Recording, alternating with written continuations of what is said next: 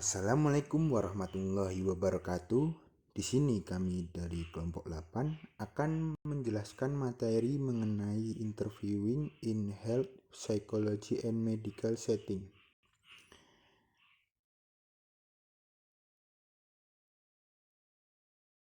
Sebelum ke materi, izinkan saya untuk mengenalkan anggota kelompok kami. Yang pertama yaitu saya sendiri, Andre Parnasurya dengan NIM 43, kemudian ada Mbak Nurul Fauzia dengan NIM 52, lalu ada Mbak Alivia Syahrani dengan NIM 54, yang terakhir ada Mbak Farah Astriani dengan NIM 60. Dalam materi interviewing in health, psychology and medical setting, poin-poin yang akan kami bahas yaitu yang pertama mengenai deskripsi setting layanan kesehatan dan populasi, kemudian yang kedua mengenai prosedur pengumpulan informasi, kemudian yang ketiga mengenai dampak ras, budaya, keanekaragaman dan usia, kemudian poin terakhir mengenai informasi penting untuk membuat diagnosis psikiatri. Kemudian kita langsung saja ke materi, yaitu deskripsi setting layanan kesehatan. Untuk dalam setting layanan kesehatan ini, psikolog berperan sebagai konsultan di mana mereka dipanggil oleh dokter, penyedia perawatan primer atau spesialis lain untuk mengevaluasi, menyampaikan pendapat, dan mungkin mengobati aspek tertentu dari presentasi pasien. Untuk peran konsultan dari psikolog yaitu menentukan hubungan utama evaluasi untuk melihat fungsi emosional dan spesifik seperti kemampuan pasien mematuhi regimen pengobatan. Psikolog diminta untuk menilai riwayat kejiwaan pasien dan memberikan perawatan pemeliharaan kepada pasien yang menerima lebih banyak layanan kesehatan mental jangka panjang di luar rumah sakit. Kemudian, dalam model kesehatan perilaku perawatan primer, psikolog memberikan pelayanan singkat, berfokus pada masalah dari berbagai pasien, karena model ini pendekatannya berbasis populasi, di mana psikolog memainkan peran kunci dalam menyaring dan menangani masalah kesehatan perilaku secara proaktif di antara semua pasien dan bekerja dalam anggota tim dalam waktu 30-45 menit. Kemudian dalam program rawat inap, psikolog dimasukkan untuk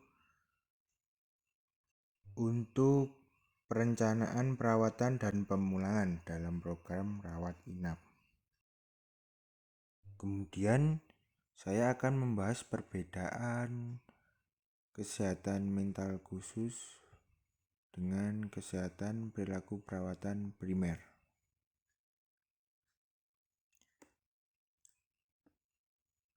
Jika dalam kesehatan mental khusus, klinisi diperkenalkan ke pasien dengan nama psikolog, sedangkan dalam kesehatan perilaku perawatan primer diperkenalkan sebagai konsultan kesehatan. Kemudian jeda waktu wawancaranya dari awal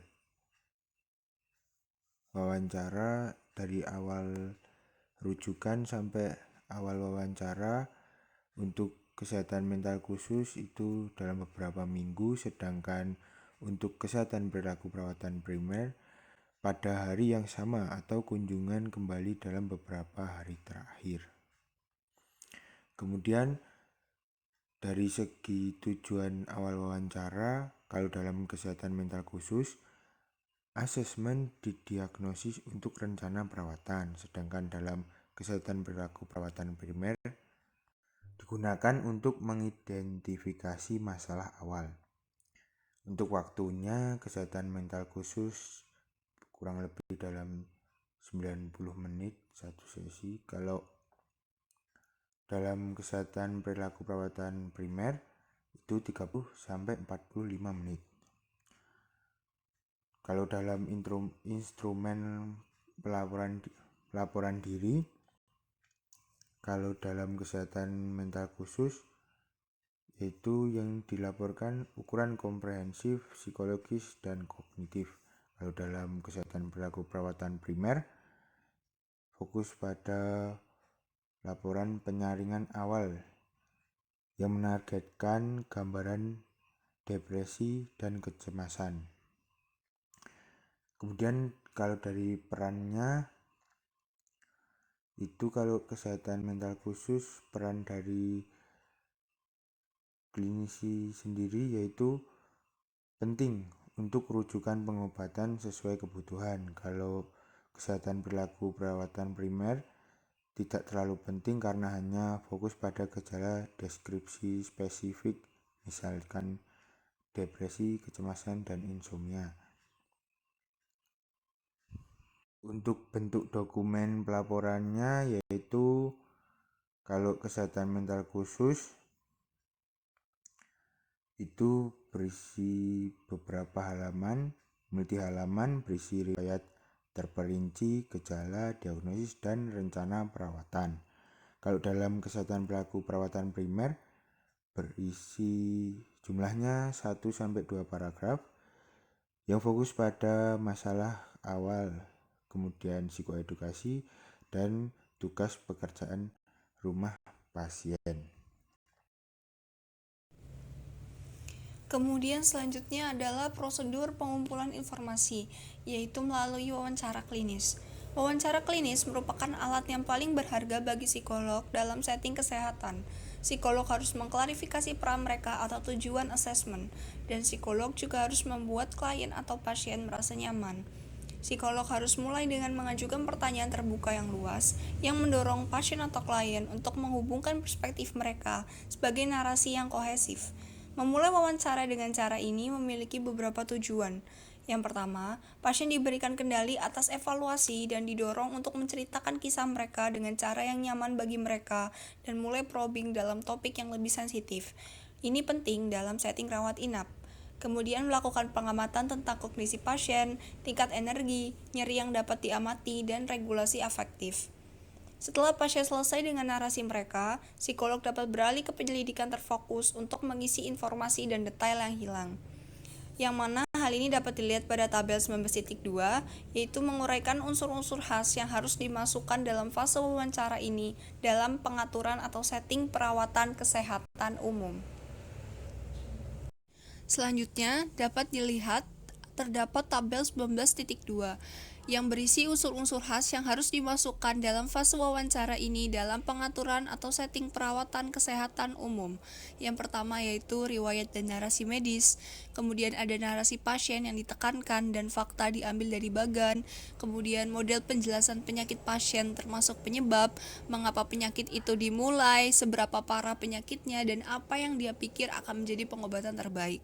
Kemudian riwayat psikiatri sebelumnya, termasuk diagnosis dan perawatan, pemahaman tentang tujuan pengobatan psikiatris saat ini. Kemudian ada riwayat sosial keluarga asal, sistem dukungan sosial saat ini, pendidikan dan pekerjaan, komunitas keagamaan, riwayat hukum, cara mengatasi dan fungsi psikologis, gejala depresi atau kecemasan klinis dan subklinis, cara mengatasi, hobi dan kegiatan rekreasi, alkohol, tidur, kepuasan, seksualitas, dan lain sebagainya. Selanjutnya kembali pada pembahasan yang sebelumnya tentang prosedur pengumpulan informasi melalui wawancara klinis. Dalam hal ini, psikolog diharuskan untuk membangun hubungan yang lebih baik dengan cara berempati kepada klien atau pasiennya, yaitu dengan cara lebih bijaksana untuk mengambil pendekatan tidak langsung dengan menjaga pertanyaan tentang riwayat psikososial individu terpisah dari pertanyaan tentang riwayat perawatan kesehatan. Kemudian psikolog juga perlu untuk memahami adanya tantangan tersendiri dalam mewawancarai pasien dengan gejala somatik. Pasien ini umumnya menghabiskan waktu wawancara dan enggan untuk membahas faktor psikososial dari penyakit mereka. Maka dari itu, perlu untuk menarik keluar narasi penyakit yang lebih luas dan memilih tema yang mendasari, seperti ketidakpastian dan ketakutan tentang masa depan, kekecewaan dengan perawatan yang telah diterima, kehilangan kepercayaan pada penyedia terpercaya, skeptisme yang dirasakan dari pihak penyedia, dan keluarga tentang keabsahan penyakitnya, dan lain sebagainya. Kemudian psikolog juga harus berusaha untuk memahami pandangan biomedis pasien yang kaku, kemudian mengajarkan pandangan biopsikososial, yaitu memperkenalkan peran stres dalam penyakit, konsep nyeri sekunder yang ditimbulkan oleh otot yang tegang, bagaimana gejala medis berbeda dalam pengalaman psikologis mereka, tergantung pada prediktabilitas dan pengendaliannya, dan lain-lainnya.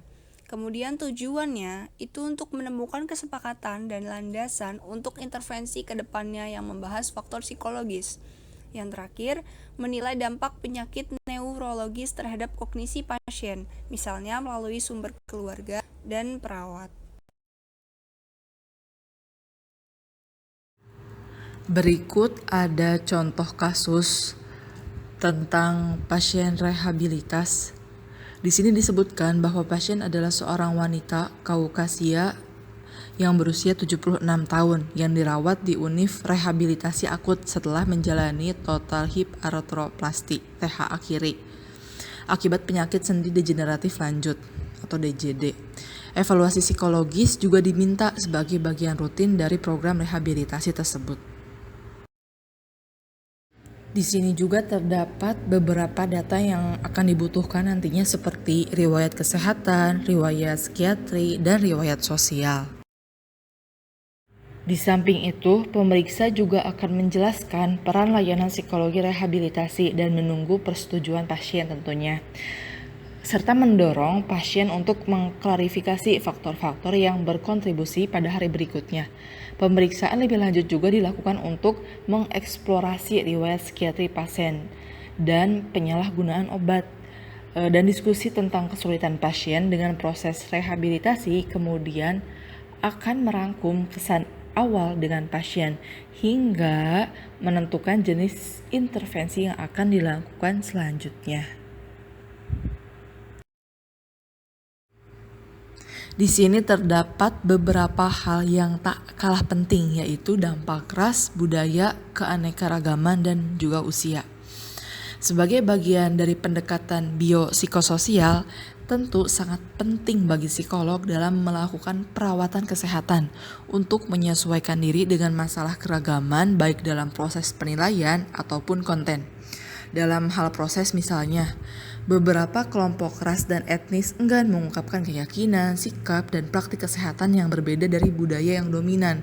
Mungkin juga ada ketidakpercayaan yang ditularkan secara budaya terhadap profesional perawatan kesehatan yang berdasarkan ketidakadilan yang dirasakan dalam sistem perawatan kesehatan, dan juga pengalaman historis dengan eksploitasi oleh peneliti perawatan kesehatan sendiri. Penggunaan juru bahasa bisa sangat efektif untuk beberapa komunikasi kesehatan, tetapi dalam bidang penilaian psikologis itu sendiri dapat menjadi masalah justru karena masalah privasi dan kesulitan translasi dengan konsep psikologis yang lebih abstrak dan nuansa emosi itu sendiri.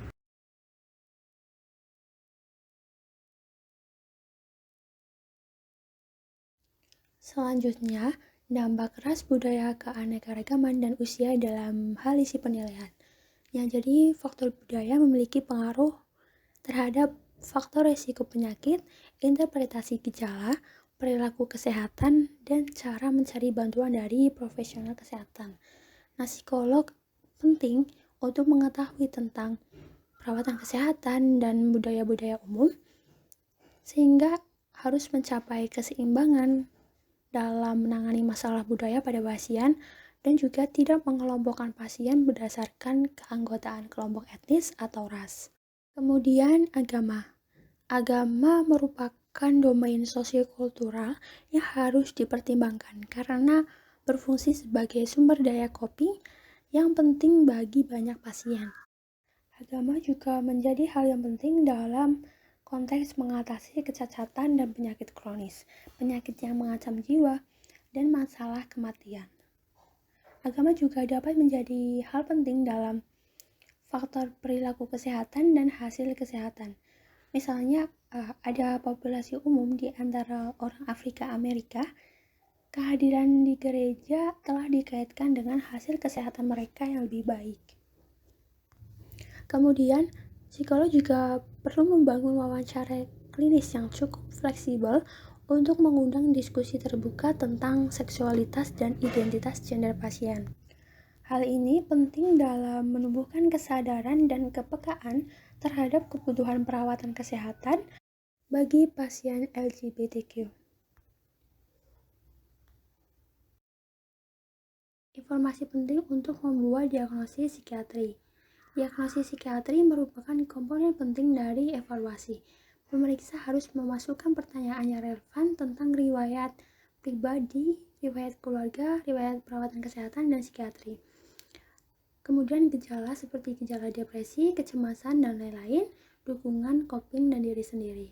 Untuk pasien perawatan kesehatan, mungkin akan membantu secara eksplisit menghubungkan masalah medis dan psikiatri, baik dalam memperkenalkan penilaian maupun dalam mengajukan pertanyaan spesifik.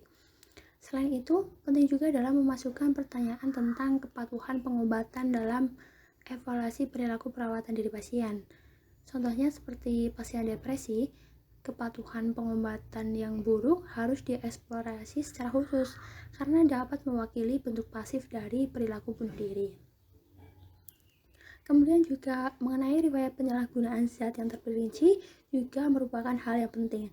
Ini harus mencakup pertanyaan tentang berbagai zat psikoaktif, termasuk penyalahgunaan obat resep dan asupan kafein, jenis alkohol yang disukai, cara konsumsi, frekuensi, durasi penggunaan, pola penggunaan, upaya berhenti sebelumnya, dan kesulitan psikososial dan hukum yang terkait dengan penggunaan zat juga harus dieksplorasi. Selain itu, psikolog juga memerlukan informasi yang lebih rinci tentang kualitas tidur dan sifat gangguan tidur. Untuk memahami dampak kumulatif dari faktor perawatan, kemudian menguraikan kontribusi relatif dari faktor psikologis dan kesehatan, adalah tugas yang sederhana dan tidak ada aturan mutlak untuk membuat penentuan ini. Berbagai anjuran dan larangan. Pertama, lakukan pendekatan wawancara sebagai penilaian dan kesempatan untuk intervensi sesi tunggal. Ini memberikan pasien kesempatan langka untuk mengeksplorasi pengalaman penyakit mereka secara mendalam, dan efek terapeutik dari ini tidak boleh diremehkan. Misalnya, penelitian tentang menunjukkan bahwa proses sederhana untuk berbagi narasi kehidupan seseorang dengan pewawancara yang terampil adalah metode pengurangan stres yang efektif untuk pengaturan perawatan kesehatan. Kemudian jelaskan secara jelas dan terus terang tujuan dan ruang lingkup evaluasi. Pasien dalam pengaturan perawatan kesehatan sering tidak mendapatkan informasi yang baik tentang tujuan penelitian. Dengan menjelaskan alasan penyedia rujukan dalam meminta penilaian, pemeriksa membantu pasien memahami dasar isi evaluasi. Yang ketiga, biarkan pasien menggambarkan kondisi medis mereka dengan kata-kata mereka sendiri. Hal ini akan menilai pemahaman pasien tentang kondisi yang mereka rasakan. Yang keempat, merasa nyaman dengan deskripsi teknis dan awam tentang kondisi medis umum. Kosakata medis yang dikembangkan sepenuhnya memungkinkan seseorang untuk melakukan diskusi yang bermakna dengan pasien dari semua tingkat literasi kesehatan. Yang kelima, pertimbangkan masalah kesopanan saat melakukan evaluasi rawat inap. Seorang pasien rawat inap ini tidak memiliki kendali atas keadaan mereka. Membantu pasien menutupi diri dengan selimut atau meminta anggota staf perawat untuk mengubah posisi pasien dapat meningkatkan kenyamanan mereka. Kemudian yang keenam, sadarilah tanggapan seseorang terhadap penyakit, kematian, dan pengaturan perawatan kesehatan. Penting bagi dokter untuk mengelola ketidaknyamanan mereka sendiri dengan pemandangan, suara, dan bau penyakit dengan cara yang tidak mempengaruhi perawatan pasien. Kemudian pertimbangkan keterbatasan sensorik pasien saat melakukan evaluasi, apakah pasien menggunakan kacamata atau alat pendengar dan sebagainya. Kemudian sadarilah potensi dampak kelelahan dan rasa sakit pada partisipasi dan kinerja pasien, maksimalkan privasi dan minimalkan gangguan saat mengevaluasi pasien rawat inap, dan harapkan bahwa pasien dalam pengaturan perawatan kesehatan akan memiliki kebutuhan dan harapan yang berbeda dari pasien psikoterapi tradisional. Dalam pengaturan perawatan kesehatan, pasien mungkin mengharapkan psikolog untuk mengambil tugas yang biasanya diselesaikan oleh dokter ataupun perawat. Yang jadi penting untuk mengklarifikasi peran seseorang dalam menanggapi permintaan semacam itu dengan cara yang jelas tetapi tidak mengecewakan pasien. Selanjutnya, berikan umpan balik pasien tentang temuan dan rekomendasi, karena hal ini sangat penting dalam proses evaluasi. Kemudian, jangan melampaui kompetensi profesional dalam menyebarluaskan informasi medis. Penting bagi psikolog dalam pengaturan perawatan kesehatan tidak menawarkan pasien informasi diagnostik dan prognostik atau penjelasan medis yang berada di luar kompetensi, pelatihan, dan lisensi mereka. Selanjutnya, jangan fokus secara eksklusif pada disfungsi, tetapi juga fokus pada kekuatan. Jangan membajiri pasien dengan terlalu banyak tindakan formal. Jangan menawarkan jaminan kosong sebagai sarana untuk memajukan evaluasi atau mendorong pasien, dan juga jangan menentang pasien yang menunjukkan penolakan sebagai mekanisme coping. Sekian presentasi dari kami kelompok 8, kurang lebihnya kami mohon maaf. Wassalamualaikum warahmatullahi wabarakatuh.